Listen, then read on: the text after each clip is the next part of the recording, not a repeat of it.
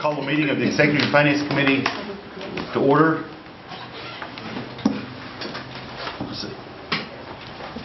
Chris, would you give our invocation, please? Please stand. Dear Father, Lord, creator of all things, we come to you this afternoon, Lord. We just pray that you will guide us and direct us in our thoughts and in our considerations of the Cherokee Nation's business, Lord. I just pray that you be with those that need you today, Lord. Be with our nation, be with our citizens in trying times, Lord. Just pray that you will bless their hearts and guide them to make proper, prudent decisions, Lord, that benefit them in a way that shows your love and your mercy, Lord. I just thank you for all things in Jesus' name. Thanks, Chris. Roll call, please. Jack Baker, Here. Kara Callen-Watt, honey, Bill Anglin, Here.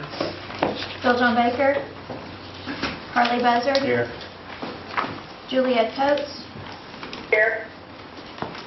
Bradley Cobb, Joe Crittenden, Jody Fishinghawk, here, Meredith Braley, Janelle Fulbright, Don Garvin, Chuck Hoskin Jr., Here. China Glory Jordan, Present. Curtis Snell, Here. Chris Soap, Yeah. David Thornton. We have a quorum. Okay, we do have a quorum. So I'll entertain a motion to approve the minutes of the December 20th regular session. All in favor say aye. Aye. And the December 20th PAC subcommittee. Move for approval. Second. Any discussion? All in favor say aye. Aye. Okay. Next we have our reports. We have the financial report from the treasurer, Kelly Catcher. Good afternoon. You have my written report, so I'll be very brief. The auditors are on site, and we are on track with our 2007 audit. Should hopefully have our audit wrapped up and annual report to you for the April E&F committee meeting. If anybody has any questions, I'll try to answer them. Any questions for Ms. Catcher? Thank you, Kelly. Next, Cherokee Nation Enterprise, Sean Slade. Good afternoon, Council. Good afternoon. Dave's stuck in Tulsa, so he called and asked if I'd come do this for him. The month of December was a good month for the company, especially considering the ice storm. That did impact Catoosa especially, and a little bit at Will Rogers Downs. And the people at Catoosa went above and beyond in trying to support the community there in Tulsa and make available a lot of extra space to accommodate people that didn't have a place to go. And we were full and everything, but you know, with the disaster and everything that occurred, it did impact their ability to spend in their pocketbooks. So December was a little soft. January, the economy and everything has looked like it's soft too. The first few days of February look like we're going to spring back towards more what February and March normally look like. But overall, things are going well. The expansions, if you've been by them, are continuing to go up. Minimal problems there, working through the ones that we do. And we're looking forward to this time next year opening several different facilities. So that's my report today. If there are any questions, I'll be glad to try to answer them. Any questions for Mr. Slade? Yes. Mr. Baker?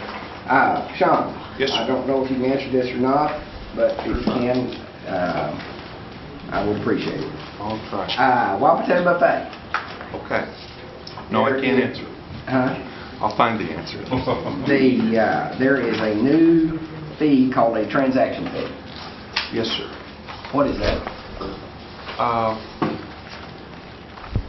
I mean, it's transaction fee to take cash? No, Okay. it's more along the lines of a tax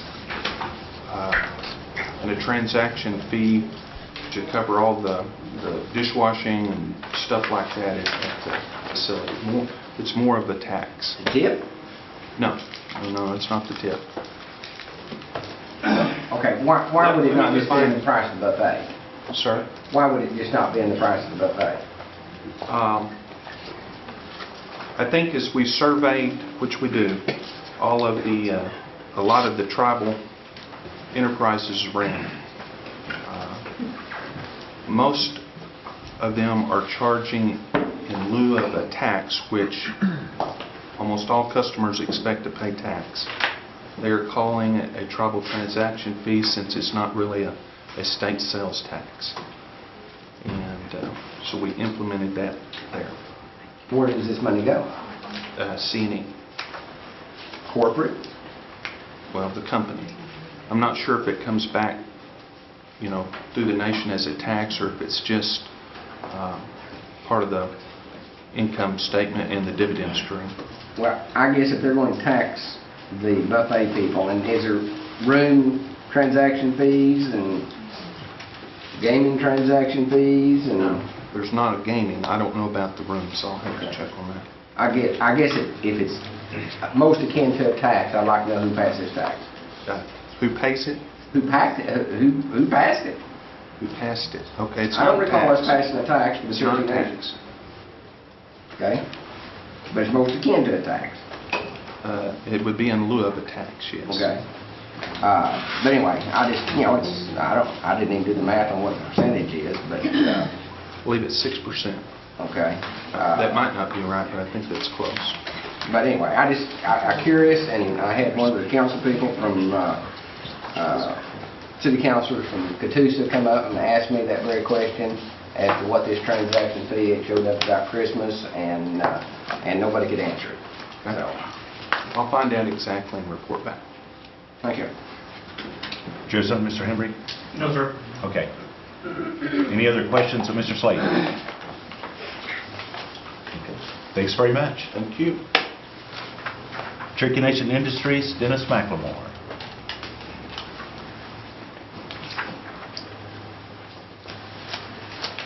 Afternoon. Good afternoon. The report you have is November, and at that time we had 8.9 in cash, accounts receivable of 12.2, net inventories of 9.7, and accounts payable of 10 million. Our long-term debt there is the loan we have from CNB, and that will, I'm expecting that to convert over into the as an infusion of cash probably within the next 60 to 90 days. CNB actually transferred the ownership, or took ownership of the Cherokee Nation Industries groups of companies effective the 1st of February. So I think at that point, that they will be converting that loan into the cash infusion. Yeah. Mr. Baker. Dennis, Yes. several months ago, C&I came to us with a report that said that they had spent more money building the gymnasium than what we had appropriated to build the gymnasium with. And so those numbers have never been reconciled as far as I'm concerned. From a financial standpoint, how do you reconcile those numbers that you spent more than you collected? Well, in that particular case, if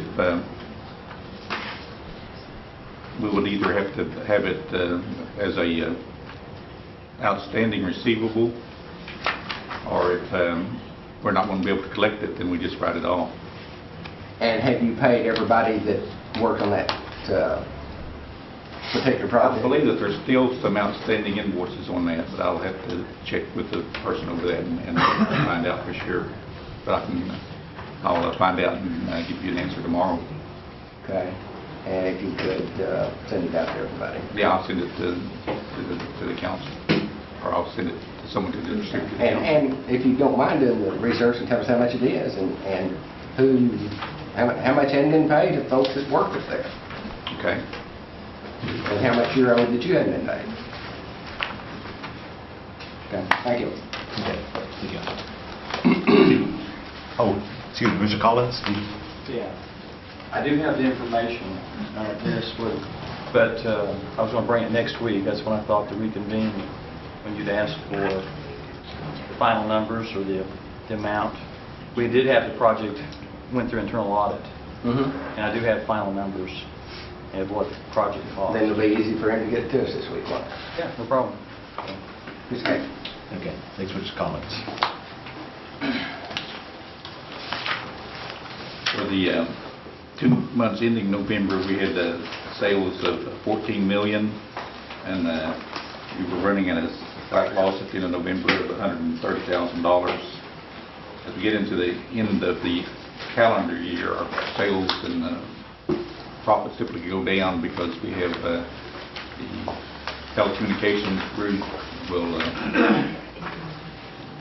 be working with the company. They work with companies that are typically on the calendar year, so they kind of ease off on buying towards the end of the year. And also on our staffing group, our staffing rates are based on averages, and it's during the year we kind of make up for the losses or the shortfalls in December. In December, typically November, you have a lot of vacations and holidays, and we can't bill for those, but as I said, the billing rate includes charges for those that would show up later in the year. So we'll have a pretty low month in November, December, January timeframe, and things start picking up again in February. And that concludes my report. Any questions, Mr. McLemore? Thanks very much. Thank you. Next is Cherokee Nation Business, Brad Carson. He's not here, so Cherokee National Historical Society, Carrie Tilley. Good afternoon. Good afternoon. I just want to tell you a little bit about what's happening at the Heritage Center. Numbers continue to be up for 2007, which was our calendar year and fiscal year. We served 38,000 people, 38,487 people, compared to 28,000 in 2006. So that continues to be great. We were up in some significant areas in income. Earned income up 10%, unrestricted contributions up 10%, and unrestricted grants and sponsorships up 17%. A couple of key areas we were down in was restricted grants, and this is related to some state funding that was not as much as the previous year, and restricted donations. The year-end campaign was positive. We raised about $28,000 in that, so I was real happy with the progress in that. And so we were able to make another payment of $10,000 on the long-term debt in January, and that now we're below $60,000. So we're seeing this thing come down, and it's going to be gone soon. One thing that I'm very happy about, and will make some of my reporting here a little bit easier, is that we have chosen a new finance supervisor. Brenda Cook will be working with us. She comes from education over at the Cherokee Nation. I've been working with Dr. Morton on filling that position, and he sacrificed to give her up to us, so we're real excited to have her. She will also serve as the on-site contract manager, so to help facilitate some of the resources that are offered by the Cherokee Nation, and that'll be a big help to us. As a last thing associated with this, we are working with C&E Tourism on some major projects. They've committed some funding, and I just wanted to let y'all know with the projects for 2007 that C&E has stepped up in a major way and promised funds for is new parking and access area, retail store upgrades, some general cosmetic improvements, comprehensive planning, and the big one to me is a major renovation of the ancient village. So hopefully that'll drive along at a good pace, and we'll see some really exciting things happening there. On a final note, I do want to mention that today I just came from the retirement celebration of Sam No Fire. Sam's been with us, I don't even know how many years. He's been there forever. And he's 85 years old and decided it was time to retire. So he can't be replaced, but he was one of our speakers, and I value that. And it re-emphasizes to me the need that we have to come up with some plans and some initiatives to bring speakers into cultural positions. And this loss is great to us, and I will miss him, but certainly if you make it to 85 and are still working, it's okay if you need to retire. So anyway, does anybody have any questions for me? Any questions of Mr. Tilley? Thanks very much. Next, Career Services, Diane Kelly.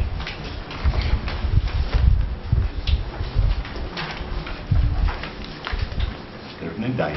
Hello. Do you all have our report? Do you all have any questions?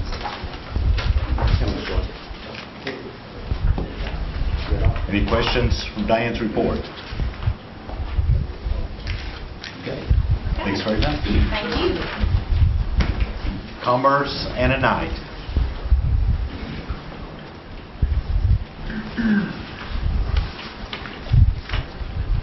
You have our report in your book, and I wanted to point out that this month we included not only the Commerce score sheet with an update on all of our goals for this year, but also the full tarot report that the council had asked for is back in there too. So I'll be happy to answer any questions if you have them. Any questions of Ms. Knight? Mr. Evans? Yeah, I just had a quick question. I was noticing in the monthly report that the intermediate lending program so far this fiscal year hasn't loaned any, hasn't utilized any of that budget of $1 million or plus. Right. We have some loans pending. We're trying. And last year's loan balance, the grand amounts that was being related to that, we haven't idea where that's coming in. Coming in as far as did you loan out all the USDA loan funds last year. The preliminary reports, the reason I'm asking questions, preliminary reports are showing that there seems to be a substantial amount of federal relending loan proceeds that are either taking a long time to get out or they're carrying over from year. They are carrying over, but I'll get the information back to you. I don't know what it is off the top of my head. I do have a question about that. Ms. George? What seems to be the problem with our USDA funds and getting them let out? It's just getting people to participate in the program and write a business plan and write a feasible business plan. We have a hard time trying to put people through the whole process. And right now we're in the process of developing a marketing plan. A month ago or so, I introduced Dana Espinal to you, and she has a marketing background, so she's helping us develop a marketing plan to the entrepreneurs to try to increase the outreach and get some more entrepreneurs to submit applications to them. Are you all, is your department assisting them with writing the business plan? We assist them with writing the business plans. With the IRP, one of the issues too is that USDA requires that they have 25% equity in the project themselves, and it has to be in cash or a subordinate loan. So it makes it difficult for people that even come in if they had a $100,000 project and they don't have $25,000 in cash, or if they don't have $25,000 subordinate loan somewhere else, then they can't meet the USDA qualifications for that program. So under your program, you're not allowing them to use real estate as in the $25,000? Not through the USDA program. You understand that's doable through USDA if they have land holdings such as their house that they're willing to put up, that counts towards that $25,000. In the or 25%. In the intermediary lending program, they've not allowed us to do that. They've not been able to use personal assets as part of that equity requirement. They haven't even been able to use business assets as part of that equity requirement. They're allowing other entities to do that, though. Is this something special you all agreed to when you took No, it's actually in the regulations, and where we've done some checking to try to determine how other programs are operating it, they're giving them subordinate loans within their organization. And do we not have a small loan program here besides USDA that could do the same thing? We do, and in some instances, we do loan, according to our policies, we'll loan them up to 15% in a subordinate loan, but that other 10% we're requiring them to put something into the business themselves. Will we not go above the 15% if they're willing to put their house up? The Trust Authority Board would, yes. Okay. Now, who makes the decision on whether the loan is approved or not? The Economic Development Trust Authority Board. And that would be what? It's 5 members right now. We have 3 positions filled, and it's Johnny Art, Mike Crawley, and Terry Daniels. There are 3 commercial loan officers. And not to take away anything from banking people, but they tend to be somewhat conservative. And these are higher risk loans because these are first-time startup businesses for the most. Right. And they sometimes do struggle with that banking philosophy versus the objective that we have to try to create jobs while making loans that are feasible. And we actually have 2 openings on that committee right now that we're trying to fill with, excuse me, business people. And what is your interest rate now? The interest rate is New York prime lending rate on the date of the loan closing. And what would that be today? I believe it's about 7%, maybe a little less. And is that for the life of the loan, or is it a variable? It's adjusted annually on the anniversary of the loan. Have you thought about maybe making it a fixed interest rate? It used to be a fixed interest rate, and then the board changed it to a variable rate based on the interest rates going up. So it's within the policies, it's within the parameters for them to be able to change that rate. Yes. And the money that you're borrowing at 1%? 1%, yes. So do you really need between 1 and 7 to run your program? That's 6%, Right. and generally it's about 3% or 4%. That interest rate spread is actually put back into the loan program to increase the lending capacity that we have and to offset the losses that we've had. And to date, we've had one IRP loan that was about $80,000 that he declared bankruptcy, and there wasn't enough collateral to cover the balance of his loan. So we're basically using it to cover the losses. Reserve. And then to increase the lending capacity. It's not used for the operation. Well, I've been affiliated with other USDA relending programs, and they are not having near the time y'all are having on getting your money out. I mean, it's just an observation, but I think it's a true observation, because I've actually watched you all from the other lenders' perspective, because we wanted to know if you were going to compete in the lending world with the other relending agencies, and y'all are not. You're not competitive. And I can't put my finger on what's happening, but you've got a bottleneck, or you've got something in your rules, or you're too conservative on your... I'm not saying lend just for lending, but these are risks. This is a risk-taking venture because they're startup businesses. But they're startup businesses that provide jobs for Cherokees. And if we don't get the money out there, we're not doing anybody any good. If you need more help, more expertise, we as a council need to know that. And one of the issues that we've identified is the marketing piece of it, and that's why we're trying to step that up. And it's not that we haven't made any loans. We've loaned out over $2.5 million of IRP money. The money that we have sitting there in the bank right now is revolved money, and it's about $900,000 worth of revolved money that we're working on trying to get out. So we struggle with marketing the program and getting the entrepreneurs, and it's not as much as getting the business plans approved as it is getting completed business plans into the pipeline. That's the bigger issue. And that's one of the reasons why we're trying to focus on the marketing piece right now. And just one more question. Are you all turning them down, or is Stillwater turning them down? The ones that have come through that have been denied here.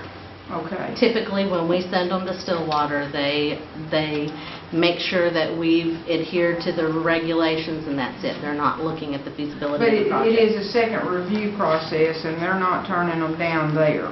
Correct. They have the right, and I know you know that, to turn them down if they consider it undue risk. Right.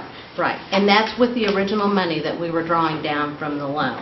Now that we've drawn down the loans and we don't have another one sitting out there, we're working off of revolved money, and those don't go back to Stillwater. They're just done internally. And you could actually be more lenient on those if you desire to do so.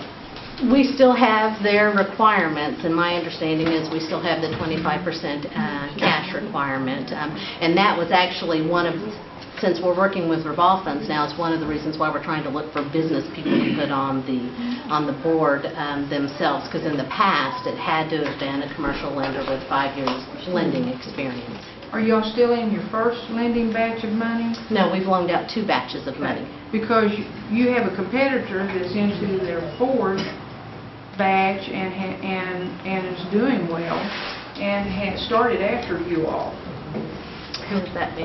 Well, they're in Stillwell. And of course, you got a competitor right here in Tahlequah. And their interest rates are better. So, and this is something you have to think about, because 1% to 7%, you're saying it's basically I need 6% to operate my program, where most all these other programs are not going above 4% on operational costs. And for us to be more competitive and get that money out there so it generates into jobs, it appears to me that we've got to think about lessening the amount between what it's taken us to service our loan and what we're ultimately doing for our people. Right. Because the USDA program is to gen jobs. Basically, that's what the money is being put out in the communities for. And it's not really being put out in the communities for us to keep it in the bank, because we can earn a little better interest rate than the 1% that we're having to give the government. Right. And that's not our strategy. It's not our strategy at all. We'd love to be able to loan it out. And we're working to try to get it loaned out. And as you all work in your communities, if you identify people that need, that are looking for this business owners, then, we would love to have your referrals. I can certainly take back to the Trust Authority Board your concerns about the interest rate. And that's not to fault you, but somehow we've got to figure out where the situation's at that's causing the money to go out slower for us, because all of the other groups are getting ahead of us. And it's pretty well known out there in the relending, in the USDA area, it's known that we are slow to get our money out. And I just want to get a handle on why it is that we're not getting our money out, and they're getting theirs out, and they appear to be getting theirs back. So the risk, they took the risk paid off, they're getting their money back. I've had a lot of people come to me and say, hey, I went to Cherokee Nation, I tried to get the relending money, and they turned me down flat.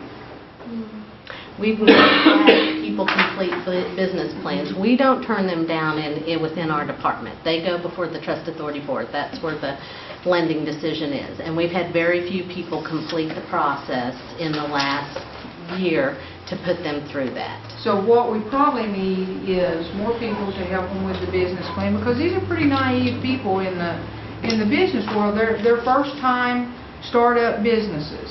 I mean, that's basically what she's seeing come through the door. Correct. And they've been turned down by banks because they're first time people, and nobody wants to take a chance on them. But there are people, and the money, we got it for 1%, and we got to get it back out there, because the whole deal is it's an opportunity to employ our people on a small basis. I mean, we're not creating hundreds of jobs, but we're creating anywhere from 3 or 4 to maybe 10 jobs. And this is good if we get enough businesses that do that. And I think, in my opinion, marketing the program is the key. And some of the things that we're trying to look at in the marketing plan is actually engaging Cherokee business owners within the communities and perhaps contracting with them to teach some of the classes for us. We've struggled getting people to come to our business planning classes. Classes aren't something that they complete or that they want to do. We continue to do it on a one-on-one basis, which is not real cost effective, and it doesn't build any kind of networking up for the entrepreneurs. So we're in the process of trying to develop a plan that's going to improve our marketing and is going to reach those, because we not only have the IRP money, but we have the ICDBG microenterprise money, which we're trying to loan out to low-income entrepreneurs. We have the youth microenterprise money that we're trying to loan out to low-income entrepreneurs within the school systems, and we have someone that's out working in the schools with agriculture groups and such, trying to promote that program and that product. And it's really, I think a lot of it is about marketing.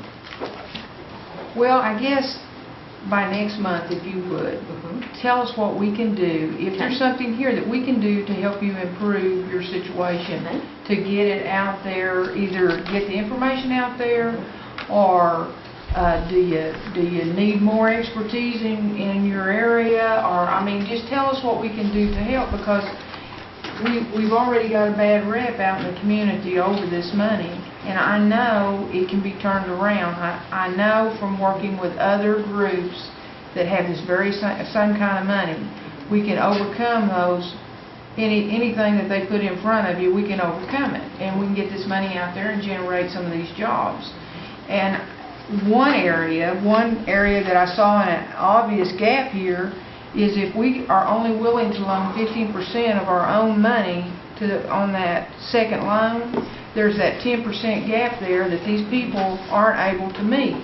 So possibly we need to consider as a body asking them to loan the 25%. We have to take a chance on our people if they're going to start these businesses. And most of them are starting with nothing in their pocket, but they've got an idea how to employ Cherokee people. And I think it's worth the gamble of us putting a quarter in it when somebody else is putting 75 cents in it. And remember too that we have different products. And for the microenterprise program, for the low-income microenterprise program, that money we will loan 100% on. We'll loan 100%. They can contribute equity in the form of sweat equity by attending business planning classes. So we have other products for them, and those loans go up to $25,000. Yeah, so it's got a small limit on that. Right, they are. When you're dealing with loans that are $100,000, and they're not contributing anything to the business and really have nothing to lose when we're taking all the risk, that's where I think that the Trust Authority Board feels uncomfortable with that. And what we're doing there is, in other places, they're letting them put their houses up to cover that risk. And we need to figure out how to get that into your program. Because if they're willing to put their house up, hey, folks, they're putting everything on the line. They don't have the money in their pocket, but they do have the equity in their house. And if they're willing to do that, we need to meet them halfway, if there's a way we could do it. Okay, thank you. Ms. Fraley? Mr. Soap and I are going to have a community meeting before too long, as soon as I can get him to cook a pot of beans. Would you be willing to come and make your presentation at a community meeting? We'd be more than happy to. Okay, great. We'll let you know. Great, that would be great. We're going to have one too, and we want you to come too. Sure. Any meetings that you have, we're more than happy to come. Any referrals you make, we want to loan it out also. Okay. Are there any other questions for Ms. Knight? Quick question. Your board, commercial loan officer, which is great. Are they local? No, they're within the Cherokee Nation's jurisdictional boundaries, yes. And they're representative. We have one from Sallisaw, we have one from Jay, we have one from Tahlequah. And we're looking for a business representative from the Adair County area. We're struggling with that.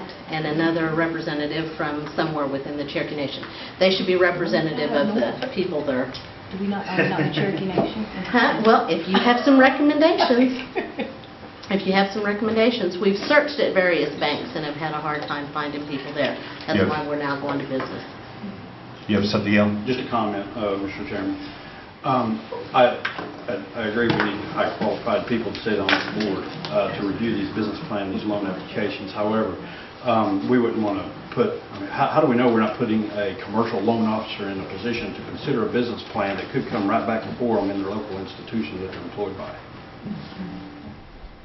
They really, and if I could address that, they really haven't struggled with that. They're basically been our best source of referrals. Because they have a loan, they have a business person that they believe in, that they can't make it because of the audits that they have done on their own loans, and so they send them over to us to try to put through the process. We're getting applications from the ones that they can't accommodate? No, I'm saying some of our referrals are coming from them for loans that they can't make because of collateral requirements that they would then refer back to us, and then as a body they would look at those. Okay. Mr. Baker. And one other observation is almost every bank in the country, their loan committee is made up of business people and not all commercial bankers. I mean, if you go to Bank First, there's a real estate man, and there's an insurance man, and there's different folks. You go to Bank of Cherokee County, and there's a retired educator, and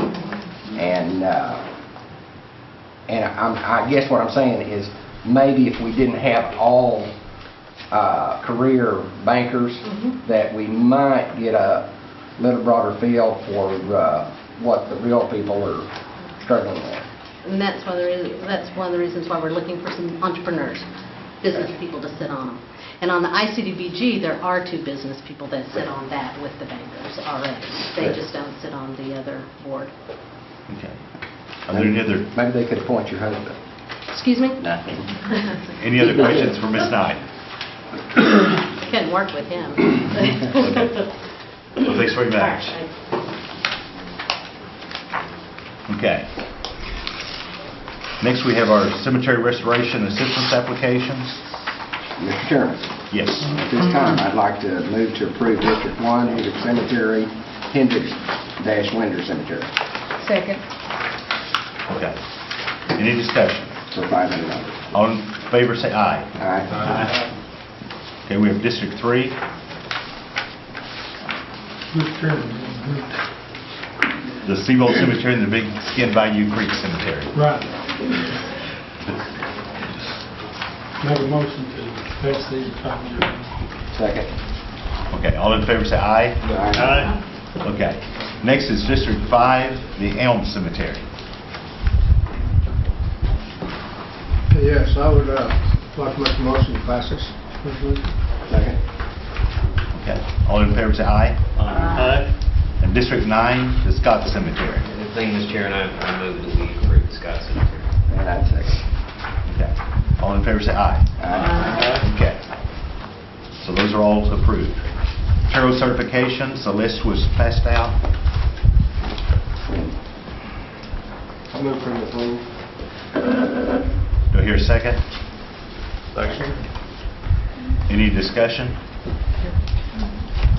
All in favor say aye. Aye. Any opposed? Abstain.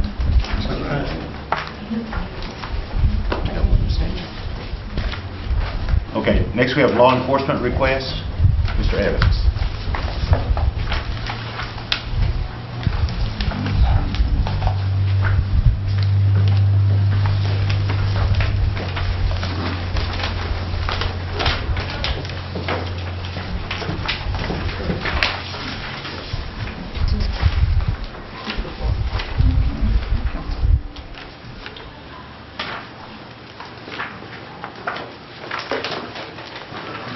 Mr. Chairman, the law enforcement request for this month.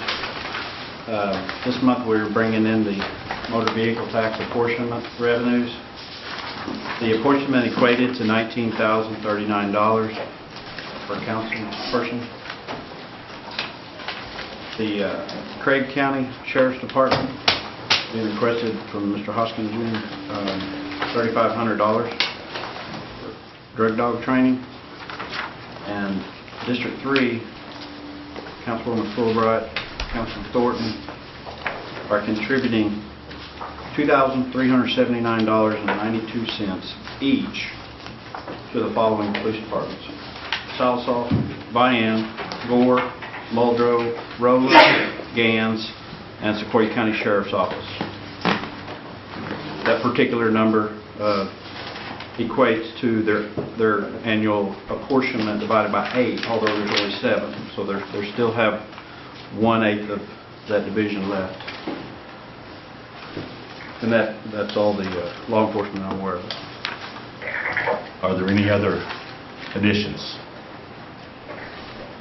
Do I hear a motion that we approve those? Pass this. Second. Law enforcement. Any discussion?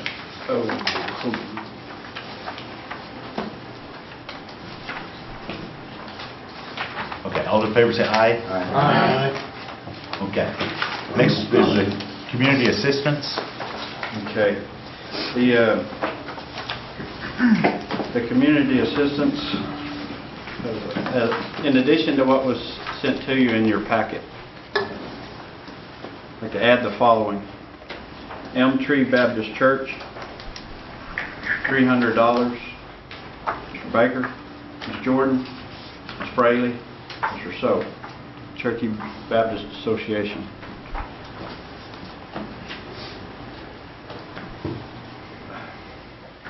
Fever softball team, $200 each, Mr. Baker and Ms. Jordan. Kansas High School, $2,500, Mr. Snell. Equipment. Grove High School, $750, split $375 each, Mr. Snell, Mr. Buzzard, for the ACES program at the school. $1,000, Bonita Public Schools, Mr. Hoskin, cultural cooking demonstrations. $500, Claremore Public Schools, Ms. Callan Watts, cultural education. Stillwell Senior Housing Association, $300, Ms. Fish and Hawk, organizational support.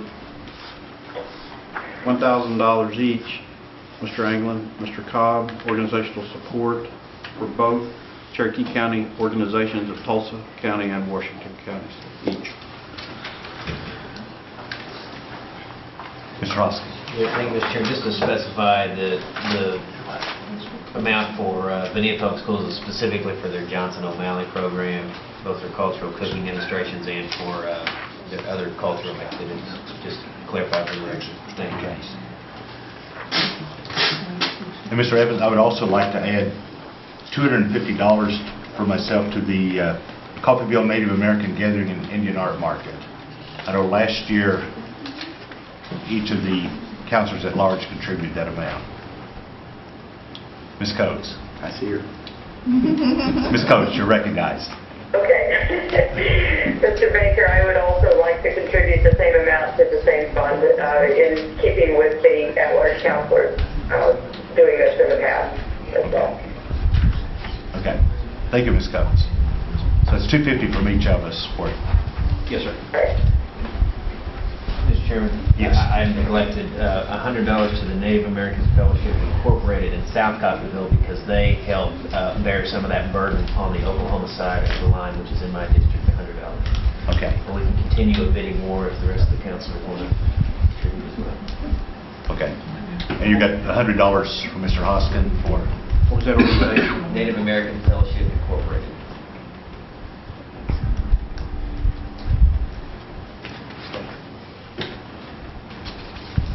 Are there any others? Do I hear a motion for their approval? For approval. Second? Second. Okay. Any discussion? All in favor say aye. Aye. Okay. Next are roads.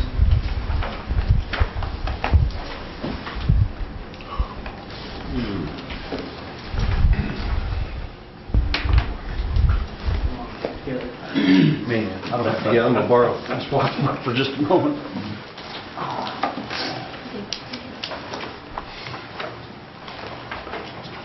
Okay.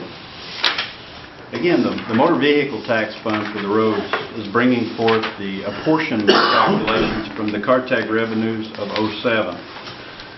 That amount was $88,949. The motor fuel tax and the motor vehicle tax remain unchanged this month as far as funding availability. And the projects being requested for consent is the Evening Shade Extension, Mr. Thornton, on motor fuel funds of $94,432. That will deplete your motor fuel fund. Special bridge funding project is not a request, is a net zero, but however, it's a reprogram from the Stick Springs Low Water Bridge project to the Parker Bridge, Mr. Buzzard. Okay.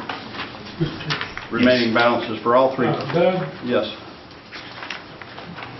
that funding didn't include this year's appropriation.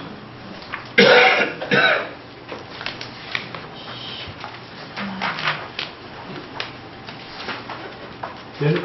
Yes. Okay. The motor fuel was funded in the Comprehensive Budget Act. The motor vehicle was funded this month's mod due to the... No, but what I'm saying is that funding from the last year, I think this year. Part of it may be. $33,826 of the $94,000 is prior year funds. Okay. $60,606 is current year. Okay. Now that's true. Okay. Are there any others? Do I hear a motion for approval? Hear a second? A second to accept? Any discussion? All in favor say aye. Aye. Okay. Your question. Yes. I got a question for Doug. Okay. Yes. So I get my generator on this month's agenda? Oaks. Generator. It's not on the agenda. No. Was that on the It's a community funding assistance? request. Oh, okay. I wasn't under the impression, Mr. Snell, you were wanting to fund it out of the community assistance budget. No, he doesn't. Okay. Okay. We're going to back up to the Cherokee Nation business, Mr. Carson. Oh.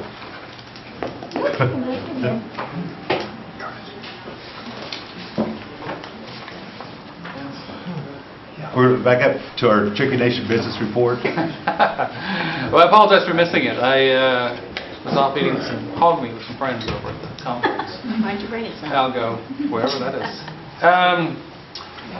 All is well, Cherokee Nation businesses. I know I owe the council at this meeting every month the actual position of our cash flow. And so I have left that in my office. Regrettably, I will email that to the council members where they can have our monthly cash position. We are still in the final stages of negotiating that Bank of America loan agreement. You will remember you approved it, this entity, a few months ago. It's a very complicated issue. One of the things that we're most proud of in doing that is we've got a concession from them for the first time that we can continue to pay dividends to the tribe even if we are in default on other covenants of the loan. So the dividends that are so important to this nation's services can still be continued in those circumstances. In terms of the financial position, I will get that information out to folks as well. There is obviously an economy that is suffering a bit these days, and so people are worried about maintaining current profitability by watching what their expenses are. We contemplate the revenues at C&E, perhaps C&I, and the other C&E businesses to follow that. So anyway, we are watching that as well. So that's just a brief summary of where we're going. I'd be happy to answer any questions on either the financing or the economic activity issues, if you would have those. Any questions for Mr. Carson? Okay. Thank you, Mr. Chairman. Thanks very much. Okay, next is old business, there is none. The new business. Item 1 is the Merle Home Cost for Education Interpretation of Cabin Program. Move for approval. Discussion and possible action. Second. But there's no motion been made. I thought there was an amount Is, that was presented. I've seen it. okay. Am I dreaming? I could be Yes. dreaming. I read a lot of material, so. Yes, but, pardon? 11,640. 11,640. I thought I saw an email or something on it. Well, but- there's 11,640 for the cost, and they were asking that we do at least 10,000 to help out. So that's why I want to clarify which It's amount. 10,000 for the Merle home. Okay, it's 10 or 11,640. It's 10. You made the motion for 10, and I seconded it. But we'd like them to come up with something. Okay. It doesn't have to be all the Cherokee Nation, right? Okay. Okay. Any discussion on this? We funded their summer program last year for Cherokee interpretation at the cabin, which is on the grounds of the Merle home. And it's a Cherokee lady who's doing the work. And I got a lot of feedback, and I mean, I know hundreds, and I'd maybe be pressing to say thousands, but a lot of folks came through there, and her son worked out there as well, and it was really a neat deal. If you get a chance this summer to go by, I think you'll be impressed with it. Okay. Any further discussion? Keep in mind that the charitable contribution budget that was approved in the Comprehensive Budget Act has $20,000 already appropriated, just not earmarked for any specific purpose yet. Just want to make sure. And I'd say that it should come out of that fund. I agree. Okay. So any further discussion? All in favor say aye. Aye. Any opposed? Okay. Next, Mr. Baker. Mr. Chairman, on the number 2 is the comprehensive budget, and I'd like to move that we approve that budget with a 3 caveats. One, $100,000 for Law City School, $4,000 for generator for Oak School, and 2 adjustments to the budget so that we have a balanced budget, which I'll have Doug explain those 2 to us. And so I make that as a motion to approve. Second.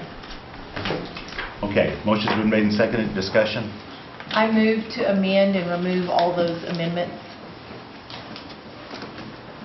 Mr. Henry. Second. Basically, what would be the proper way to do it at this point is do a motion to approve the budget, second, get into discussion, and then amend the budget in your discussion through the regular amendment process. That's what I would recommend. Or we can vote on my motion to, up or down on the amendments as a whole. Well, he made the motion to My motion is to approve amend it. his motion to remove the amendments. Well, you need to probably vote on his amendment first. He had a whole motion with all the amendments included in toto. Right, and it was seconded, so your motion is to amend the budget process. Amend his motion to remove the amendments, You want to add on. separate the Is this a division thing? We can just do division of the items? Let's just do division then. Okay. Get it? Let's just do it. Okay. You're all day. Well, first is the budget itself as presented. Any discussion on the budget? No, I think we did the amendments first, because when we passed the budget, it's either going to have one or not. Okay. I think you hit them out one at a time. Okay. Then first, we'll deal with the $100,000 for the Lost City School. Mr. Baker. Mr. Chairman, the chief has had education and administration look very carefully at several rural schools in the Cherokee Nation. They have identified 7 schools that are eminently at risk now, that have Cherokee population over 50% of the community.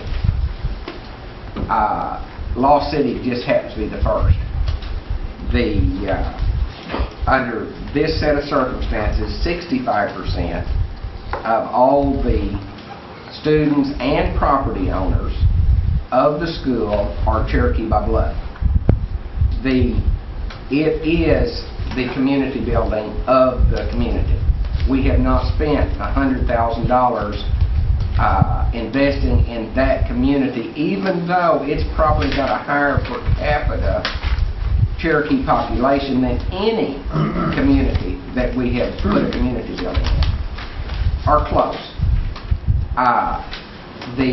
And it is extremely high in full bloods in that particular area. Now, they voted, and I kept my mouth shut until after the vote. They probably voted with their hearts and not with their heads, because in this vote that they took, where they said, no, we do not want to be annexed, one, their academic levels are higher than the school that they were going to have to annex to, because the one that we're going to have to go to is an at-risk school, and it has been for several years. But the sad truth is their property taxes are going to go up threefold. There's only 249 property owners in this district. And by voting not to annex, that immediately has to tack on to their ad valorem taxes. Well, I'm telling you, these Cherokee families out there are going to be coming to us in human services because they will not be able to pay their property taxes. If they go from $500 to $1,500, we're going to have some problems, folks. And they are the victim of a superintendent that outslicks them, fudged on numbers, fudged on their salary, fudged on the administrative costs, which were illegal, and they've got this community in a bad deal. And I'm not pitting the Cherokee Nation to the Katua Nation because the Katua said, hey, we're going to come through and try and help you, yada, yada, yada. But many of these are Cherokee Nation citizens. And if our true mission is to strengthen communities and to educate our people and to keep the culture alive, and if we're willing to invest $100,000 here and $100,000 there in a community building, then why not invest $100,000 in this school where they have been using for a community building for Cherokee organizations and Head Start and those kinds of things for years. And we got involved in this over a year and a half ago and had some hearings on that particular situation and that school, and we had Todd go over and look, and out of that came that, hey, they've got problems. They're being cheated. They're mismanaging, they're not feeding the kids, and these are Cherokee kids. And I just think we have some responsibility to them. And this is the first. You've got schools in your districts that are going to be on the same cutting block in the next year or two if education's synopsis is correct. And so I plead with you to open up your hearts and give $100,000 to this rural school to keep it afloat. Thank you. Ms. Cantor? Thank you. I just wanted to make a few comments because I was part of a group that met with some of the Lost City board members along with Dr. Morton. Unfortunately, based on those discussions, this would just be a Band-Aid. This would not prevent any rise in property taxes in the future. This would not solve Lost City's problems. The only thing it might do is help them finish this school year. And as Mr. Baker said, we have a lot of at-risk schools within our jurisdictional area. Dr. Morton has been reaching out to those schools to come up with a comprehensive plan to assist all of our rural schools. And it, you know, coming from an environment where I went to I went to Greasy in Adair County. When I met Greasy, I don't know if I'm trying to threaten you or what was it that Marvin said? Intimidate or impress you. But a little bit of both. When I met with these board members, it's it pulls at your heartstrings because community is very important to all of us. And I personally would like to see this school succeed. And I think that this body and the administration will be working together on a comprehensive plan to help all of our local schools. Ms. Watts? Thank you. Mr. Chair, I'd like to make a motion to table this particular item to education on Tuesday. So that gives everybody an opportunity to bring something more comprehensive, because if we do for one, we have to do for all. Go ahead. Have a second. I'll second that. Okay. Discussion? There's no discussion on the table. All in favor say aye. So Table? aye. Clarification. So to vote no with continued discussion? Yes. Thank you. And those opposed? Aye. Aye. Roll call. Yes means to table, and no is to continue discussion. Joe Crittenden? No. Jody Fishinghawk? No. Meredith Fraley? Yes. Janelle Fulbright? Yes. Don Garvin? Chuck Hoskin Jr.? No. Tina Gloria Jordan? No. Curtis Snell? Yes. Chris Soap? Yes. David Thornton? Kara Cowan Watch? Yes. Bill England? Yes. Bill John Baker? No. Jack Baker? Yes. Harley Buzzard? Yes. Julia Coates? Yes. Bradley Cobb? Yes.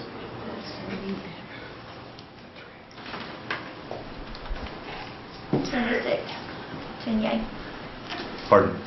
10 yay. Okay. Okay, the motion that will be tabled.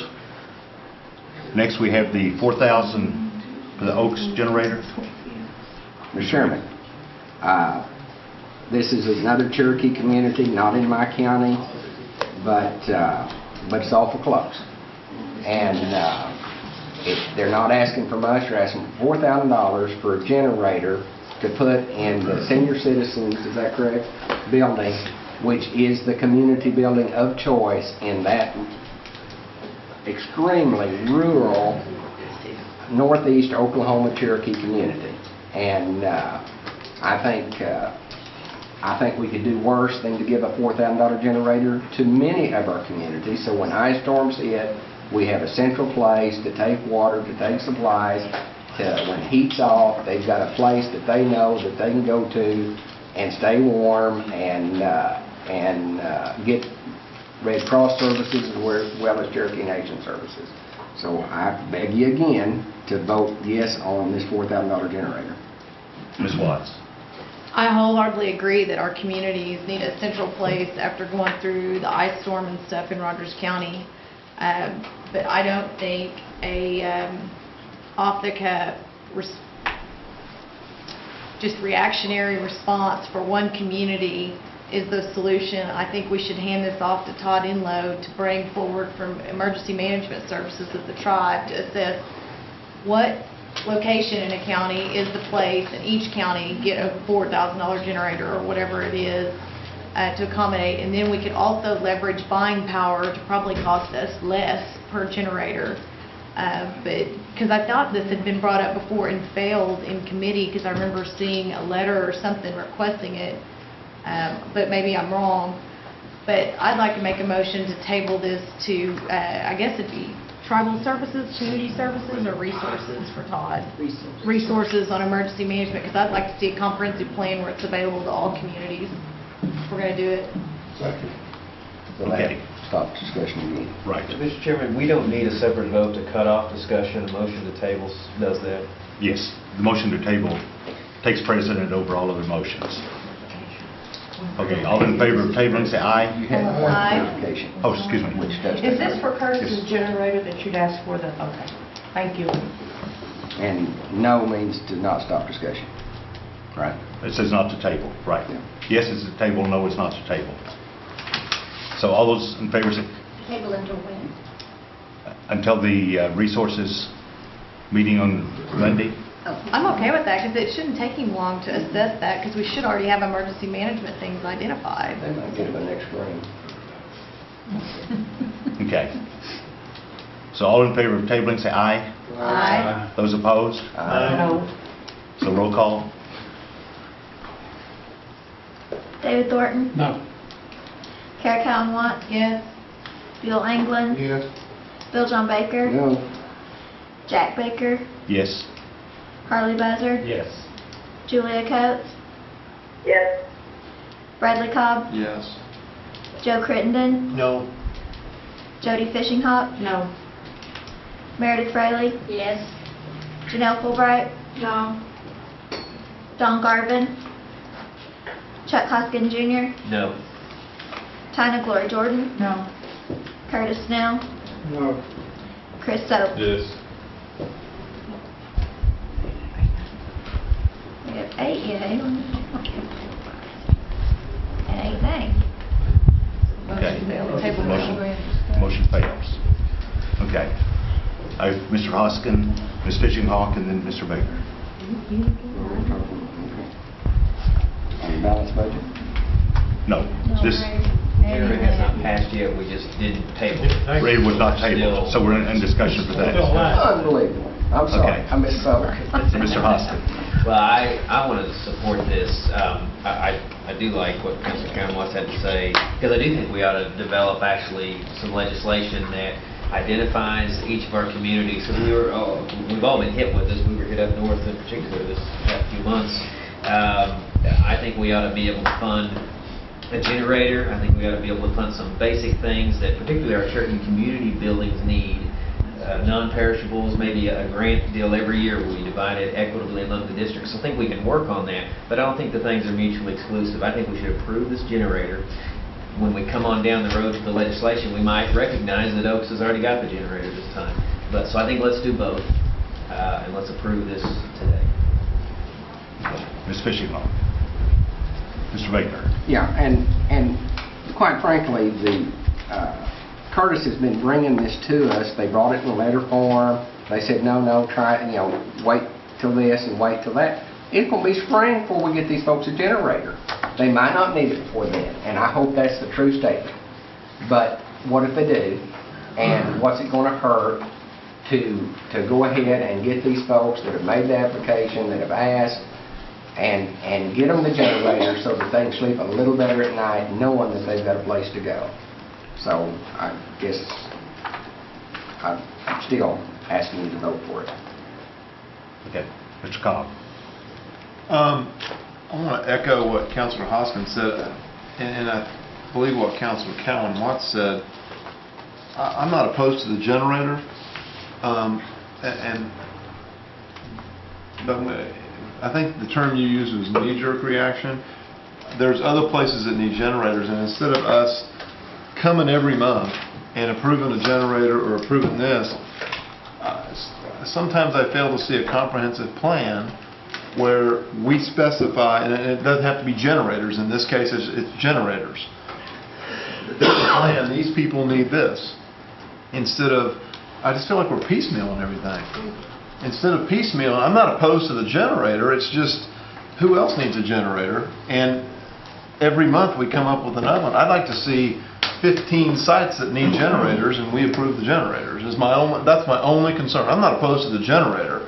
It's just I feel like we're piecemealing stuff and it's not cost effective, and I don't think it's doing the communities right.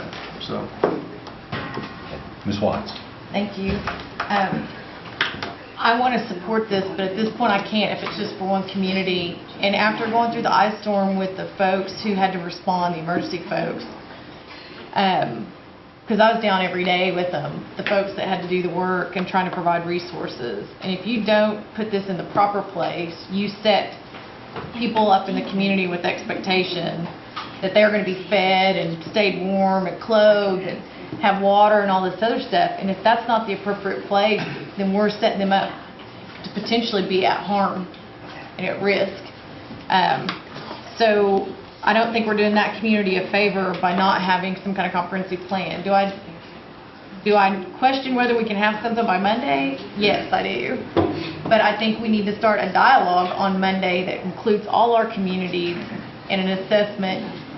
And will it be spring? Well, yeah, we're kind of already there.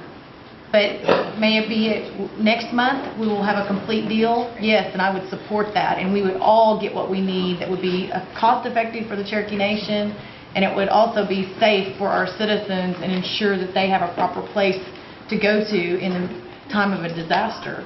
Not that I don't support the idea that they should have this generator, but I think we have the responsibility and the fiscal responsibility of this body to look at this in a different manner. Thank you, Mr. Chair. Okay. Ms. Jordan. Well, I agree we need a comprehensive plan. We need a comprehensive plan on a lot of things, and comprehensive plans take a long time. This gentleman has asked for his community to have $4,000, which people, we may have wasted that much just discussing this today. I just think let's give them the generator. Let's do what Councilman Hoskins said. When we get our comprehensive plan, then we take into consideration they've already got their generator. But let's give it to them before they need it, actually, before they have their next snowstorm, which could be probably about the 1st of March, because that's when it always seems to snow around here. Let's get it in place. I mean, it's just like what we just now did to Lost City School. They needed their money right now, and then they needed to get into the long-range comprehensive plan, which will be 6 months from now. That school won't be here in 6 months. It'll already have been forced to consolidate with somebody else. We've got the money, folks. Let's help our Indian communities. And maybe we're calling it piecemealing, or I can't remember what Councilman called it. That was the word I used. Yeah, was that the word? And sometimes that's not a bad thing when it's an emergency. We just need to be sure that when it comes on down the line, we have our plan in place, that we be sure and put in there that Councilman Snell's group got their generator already. I just say, let's get it done, let's do something productive today. Mr. Baker. Help the community. And folks, you can sit here and say, okay, if we're going to give Curtis a generator for his community, then we need 14 generators, and we're going to put at least one generator in every county. But that's not the Cherokee Nation. The people with needs in Bargansville are not the same as the people in Cherokee County. And the people in northern Cherokee County aren't the same as the people in Tahlequah. And so if we do this comprehensive budget and say, okay, we're going to look at generators and we're going to buy 42 generators and we're going to find the best place, all of a sudden we've spent $500,000 and maybe only one or two communities, that's what they really need. Maybe Greasy needs air conditioning for their community building because they've got wood heat. And a generator's not that important to them. Whereas at Oaks, it's real important because their central heat won't run without electricity. So I'm just saying, what's the bad thing about individual Indian communities, Cherokee communities, coming to us and saying, we've been to a turmoil and we've identified this need and this is what we need, and it's not that much to ask that's what this community is identified. In Tahlequah, we've got community buildings and we've got organizations, but if we put one in every Indian church and every Indian club and everything, it would be wasting money because they can come to EMS that has one. They can come to Hastings that has one. They can come to other emergency management. I mean, the Methodist Church opens up to everybody, and they make arrangements for generators. So it's not a need in Tahlequah because we have been there, done it, and we found a solution. Oaks could not find a solution. They didn't have a benefactor that could run to Lowe's in Tulsa and buy a generator to get them through that weekend. And they didn't know who to call at the Cherokee Nation to borrow one, which is a possibility. But they've found the problem, they've identified it, they're taking control of themselves and saying, hey, we'll maintain this thing, we'll take care of it, we'll take care of our people, this is what we need to do it. And it's $4,000, folks. And I think we ought to do it. Thank you. And not all over the country, whether they ask for it or not. Mr. Senator. This little community building that the people gather in is the only place the little community has.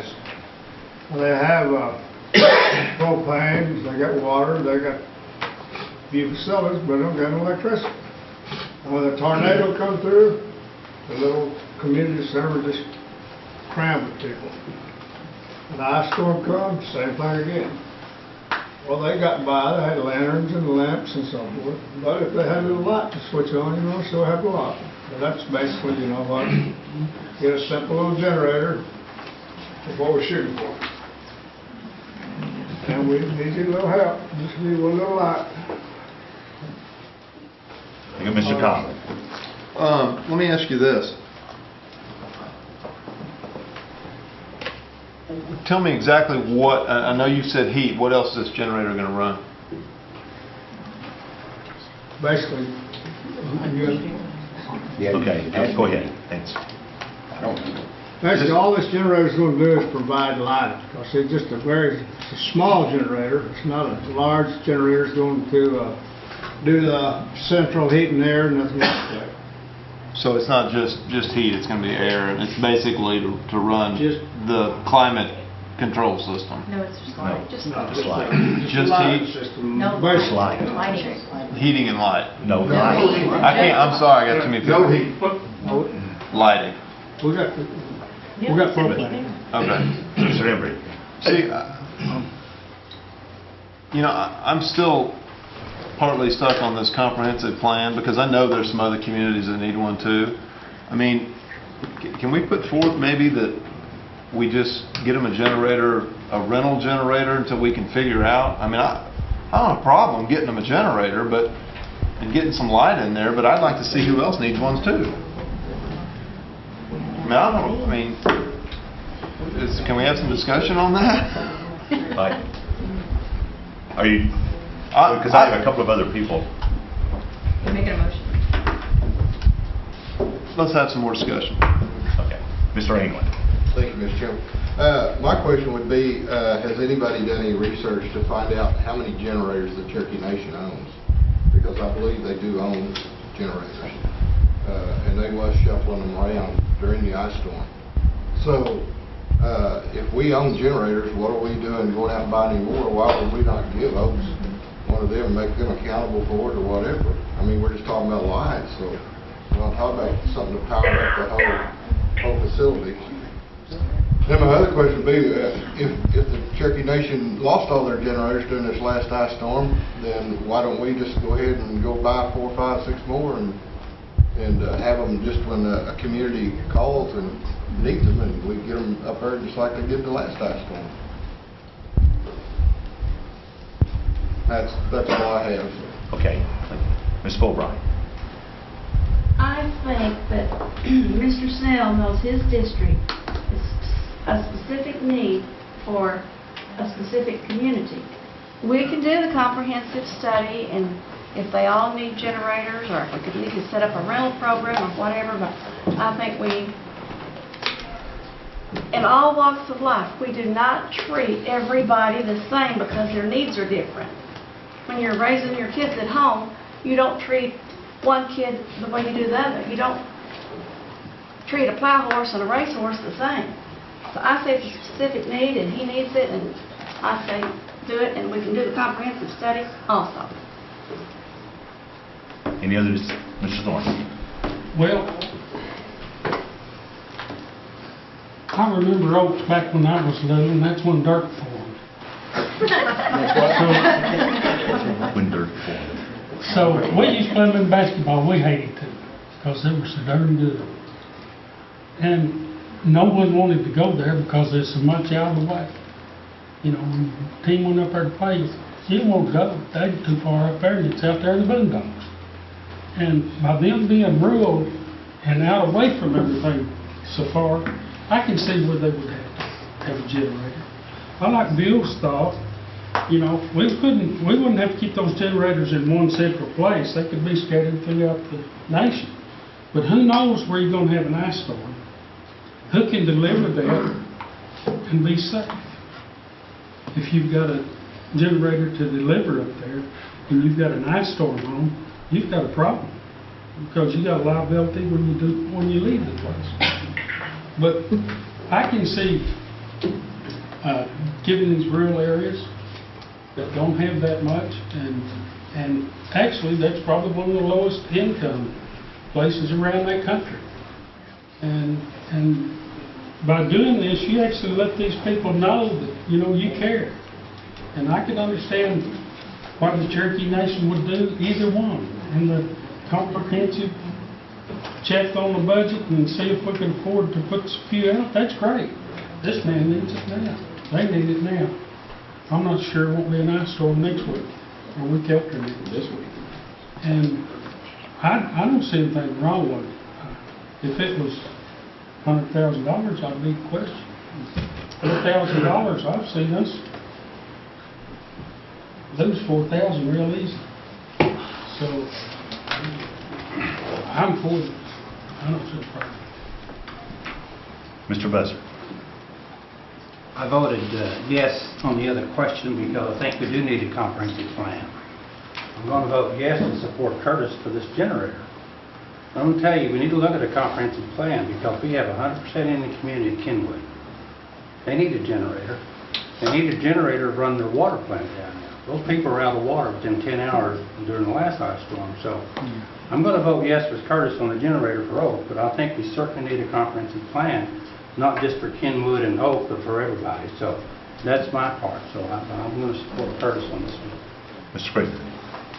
Thank you, Mr. Chairman. Maybe what we ought to do is just go ahead and do this with Curtis and let Mr. Enlow know that we've added one extra generator to his inventory of those that he's probably got stored here and there. And just let him know that this particular one is going to be stored up there at Oaks for, in case they need it, or it could be used somewhere else. And it can be considered part of his inventory if it causes a problem with anybody. And then it might be sent up there where you're talking about, Harley, if they need it up there sometimes. But I mean, these people will use this thing and there's a need there. I don't believe in throwing money away, but I don't see this as doing that. I think there's a need there and we need to take care of the people. Thank you. Call for the question. Question's been called. Okay. So all in favor say aye. Aye. Any opposed? Aye. Okay. One opposed.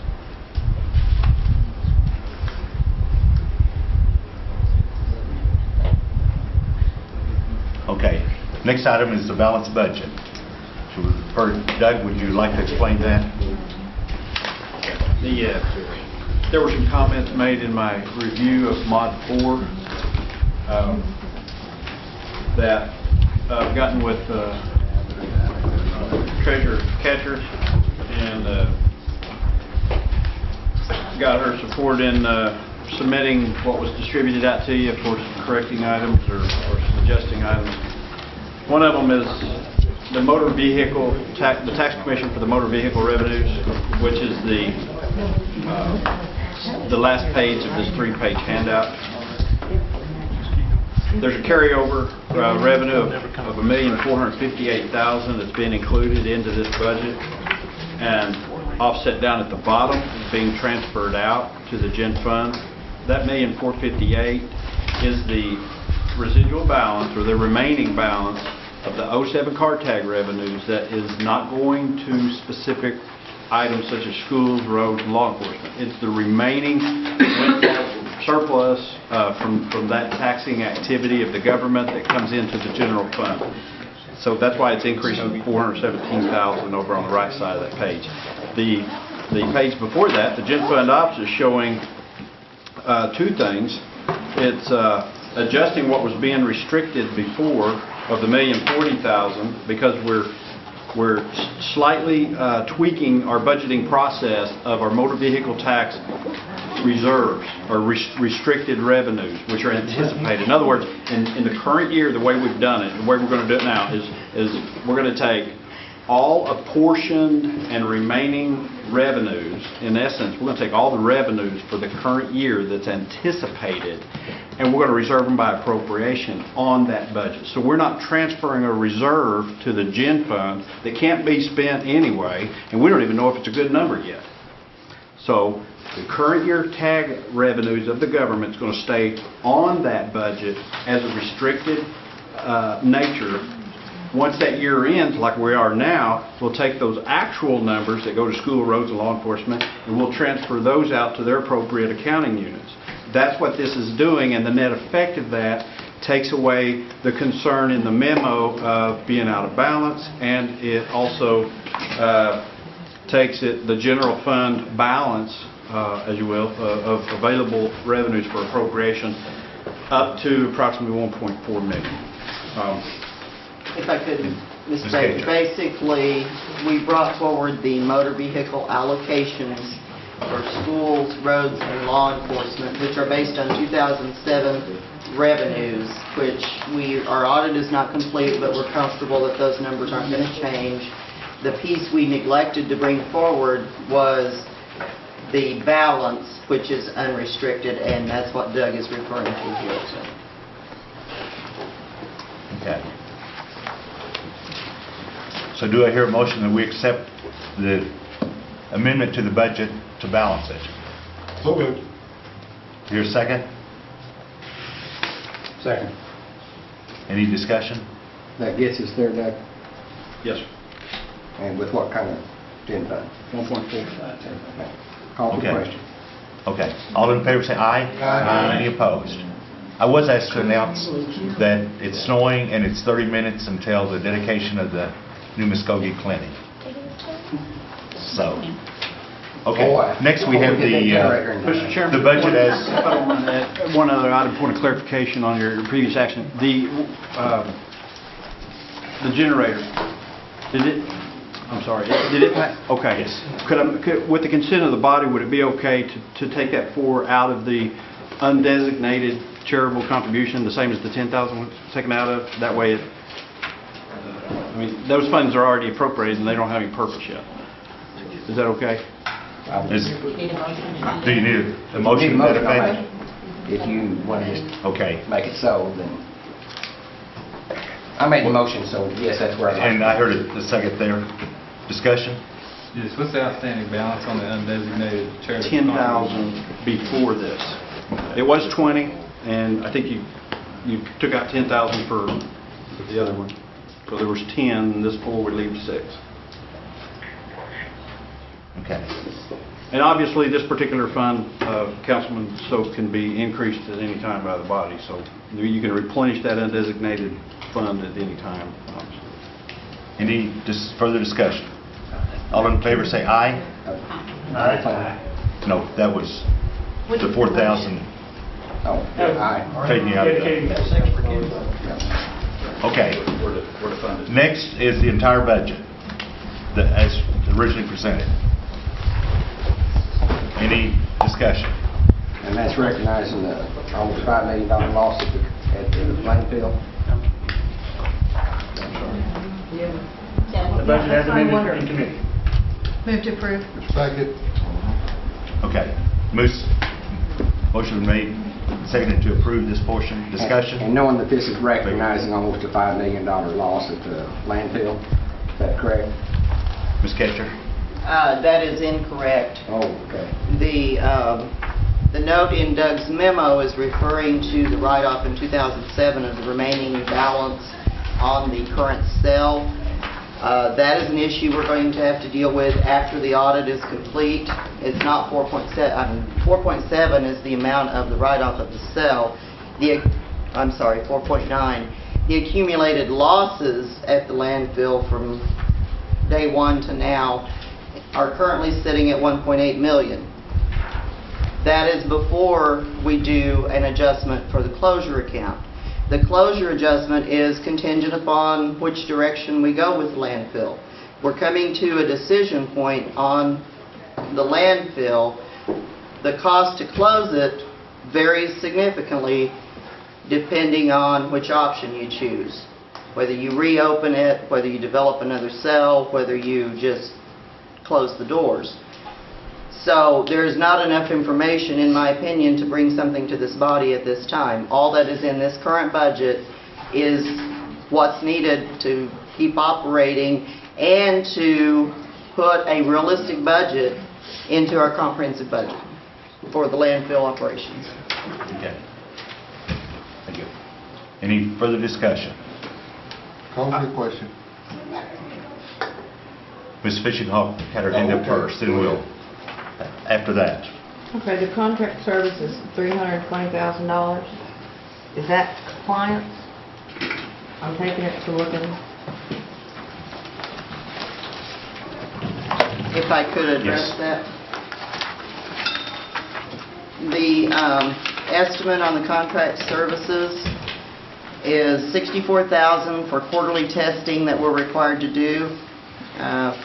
It's an estimate of $160,000 for leachate hauling, $24,000 for stormwater pumping, approximately $20,000 for equipment repairs, and around $50,000 for the methane monitoring wells. These are all compliance issues that have been identified, and those numbers could change once we get actual bids for these different items, but these are all related to compliance issues that we need to address. So the contract is compliance issue. Where's Fayetteville's contract in here? That would be reflected as negative revenue on your other income line.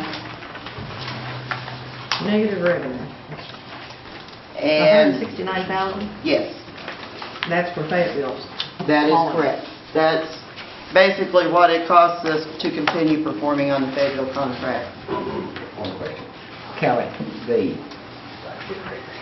you're billing Fayetteville for the tonnage, Yes, and are they paying? yes they are. And then you're turning around writing a bigger check? We are taking the trash. Actually, Fayetteville is doing the hauling, and it is going to the waste management facility at Town. Yeah. We are paying them what Brad had negotiated, which is $27.14 a ton, I believe. It's just right around $27 per ton. On top of that, what is still an unknown, I don't have a final number, is what Fayetteville will be charging us for the hauling fee. Because in the contract, that's something that we were obligated to provide under the contract. So as of, Ms. Fishing Hawk had requested some information on that. For October through December, our loss was $20,000 for those 3 months. Okay. The question's been called. So all in favor say aye. Aye. Any opposed? One opposed? Had me that opposed too. Two opposed. Okay. Is there any other, are there any announcements? Add me to that. Oh, one, Move to adjourn. Mr. Cobb? I just want to know how our remote stuff was working for Councilor Coates up there. And we're glad to have you with us. How'd that work? Working pretty well. It's a little muddled in some parts, but Ben told me that we're going to have improvement with the new speakerphone next week. So otherwise, it's pretty good. Good.